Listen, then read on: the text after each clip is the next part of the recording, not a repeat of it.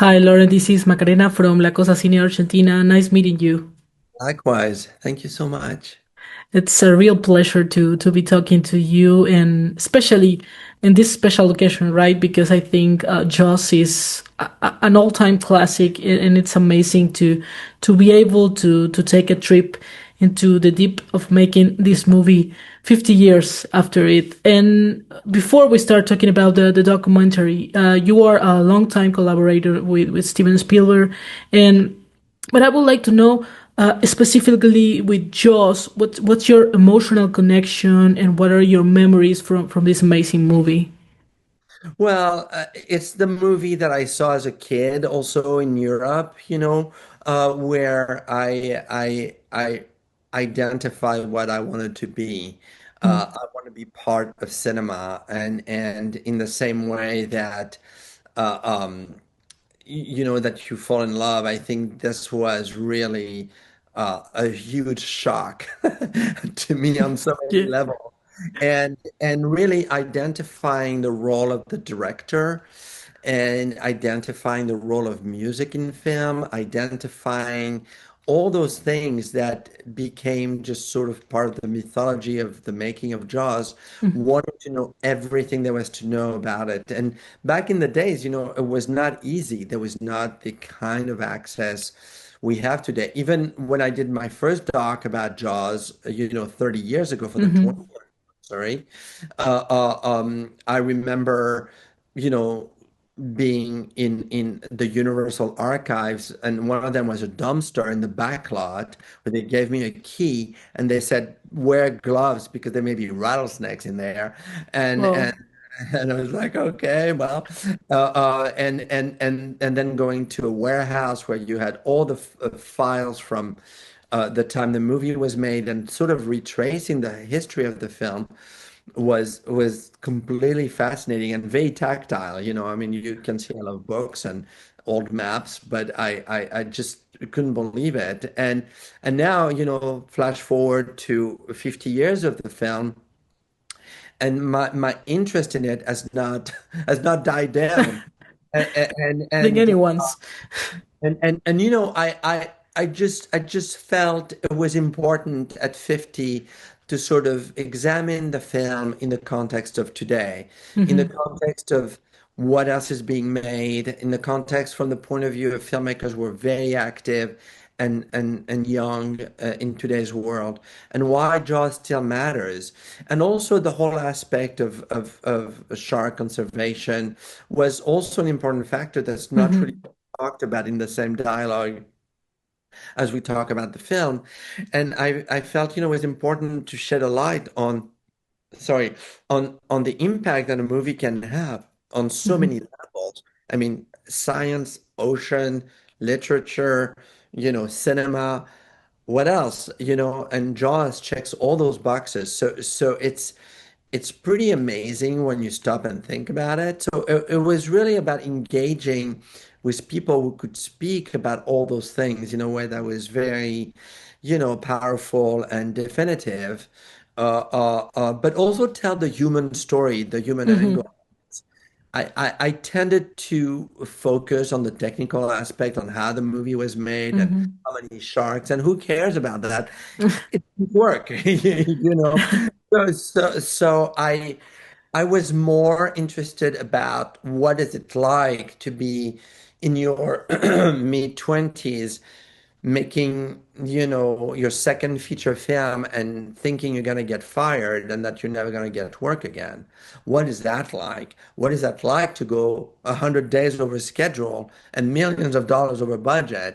What is that like? And what is that like when finally you sit down with your composer and he just plays two notes for you on the piano?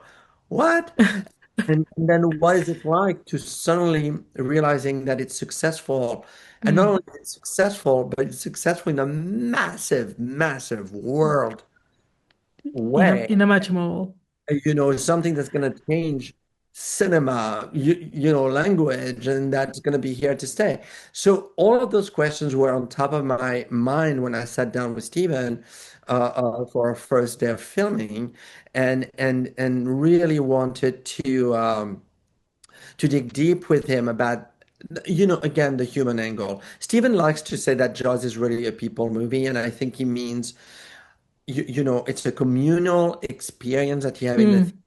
Mm, There's nothing else more fun but to see Jaws with an audience, especially before people had seen it once, mhm, and to see them jump and to see them experiencing the film. But he means it's a people movie in that a lot of the actors are actually real people from the mhm, island of Martha's Vineyard where the film was shot, and how that is actually where the soul of the film took shape because it just felt relatable, it felt mhm. real, and frankly, it felt timeless because Definitely. you, you, you know you you you you had shot the film in Miami, it would be dated because Miami looks nothing like it used to in the Mm. 70s. But Martha's Vineyard, by the way, looks exactly the same. And since it's a beach movie, they're all wearing shorts and bathing suits. So it's not dated by fashion. It's not dated by content either. And one could argue that the shark, even though a CGI shark would be potentially less difficult to manage Mhm, in production, the mechanical shark is has taken on almost a beauty to it because it's real and it's almost an interpretation of it. It's elevated mm. art.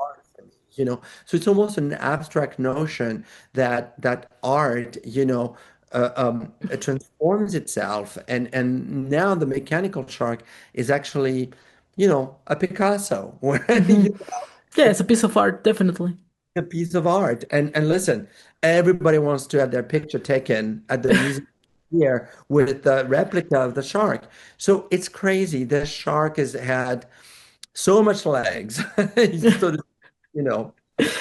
And it's something similar that what happens with Jurassic Park, of course, right? I think the aspect of the first movies had that magic that it is impossible to do that again. But with Jaws, what it amazes me, and you were saying this, that it's a timeless piece. It keeps having the same effect on people, whether they have seen it or not. What do you think that make this movie so special? Well, I think it's all that I've mentioned already, but I think what makes it special is the humanity of it. I mean, in the hands of another director, it would have been a B monster movie. In the hands of Steven Spielberg, it's a story that has very archetypal characters and very Mm, archetypal sort of storytelling aspects, but in his hands, it just feels elevated. It feels like you belong in that world. It feels like you are, really very much part of the fabric of it. And again, it's a movie that I saw and I said, I want to move to America. These are my people. I understand this. mhm, I don't relate to France. I relate to that. And so that's something that again that's passed on also from generation to generation to generation. If I had children or grandchildren, I would want them to experience Jaws, in the same way, oh my God, look at this. The same way that my dad took me to see Mona Lisa or the Sistine Chapel, mhm. and Jaws is really that piece of art that is needs to be on everybody's checklist Mhm. of things to experience. Definitely, definitely. And you were saying before that when you made the previous documentary, it was a different process because you didn't have access to many things that we have today. So I would like to know what was the process for this documentary, what changed, and how the accessibility to any material made it easier, but also a challenge. Well, the thing that was essential for me was first and foremost to tell a great story. I Mhm. don't I know even when I'm pitching to anyone else, a studio, a film, they want to know what do you have that's never been shown. And to me, it's really more about what story are you going to tell, and then the illustrations come second, But in this case, having access to Steven since the past 30 years, he has transferred all of his home movies. So I would email his archivist and said, "Do you have footage of Steven and Steinberg, the head of Universal, or do you have, him and his writers?" And they would be like, "Oh yeah, yeah, we have that. Oh yeah, we have that." I'm like, "What?" Even footage of him watching the Oscars or hanging out with, Albert Brooks or Brian De Palma. I mean, even like, visiting the shark being built. So that was pretty reassuring. And also the accessibility of the island, back 30 years ago when I made that first film, my budget was minute. I couldn't really travel. Mm, So that was not in the cards then, but this time it was. So to be able to go to the island and sort of retrace some of the history of some of the people, and sadly, a lot of them have passed on, but the mhm, ones that stayed, were so eager to share material and stories really, and some of them came to the premiere on Martha's Vineyard, and I was really terrified of their reaction because you want to do justice to people who've been, mhm, but also people who actually have taken such pride in their participation to Jaws, and all of them were moved to tears, and I was just like, oh my God, this is great, so at least they've liked the movie, and Steven also I think liked it, so That I'm that's the most important part, definitely. And as you were saying before, this documentary also has this whole new aspect that is about the wildlife, the sharks, the ocean. That's really really important, and maybe something that we do not take in consideration while seeing Jaws. So, how was it for you to be able to make that part of this bigger story? Well, as a filmmaker, I always want to be curious. I always want to be surprised. I always want to learn something because if I learn something, that means the audience is going to learn something. So I know there's been documentaries about the Jaws effect and whatever that's called, and shark and the ocean. And it always starts with Jaws give sharks a bad name. But in this case, it was really trying to show the progress that happened between the Mm, time that the film came out and sharks were massacred to today's mentality where there's a lot of progress that's been made, mm, and there's a lot more to do. But again, to showcase an issue such as, shark preservation and conservation in the context of the success of a film is kind of unique. Uh, mhm, uh, and so I wanted to highlight this, and it was very important to Stephen and Wendy and Nat Geo because that is very much, and I wasn't necessarily giving into their brand, but I felt that's the perfect brand to mm, right. film on because of the access they allowed me to scientists and to footage.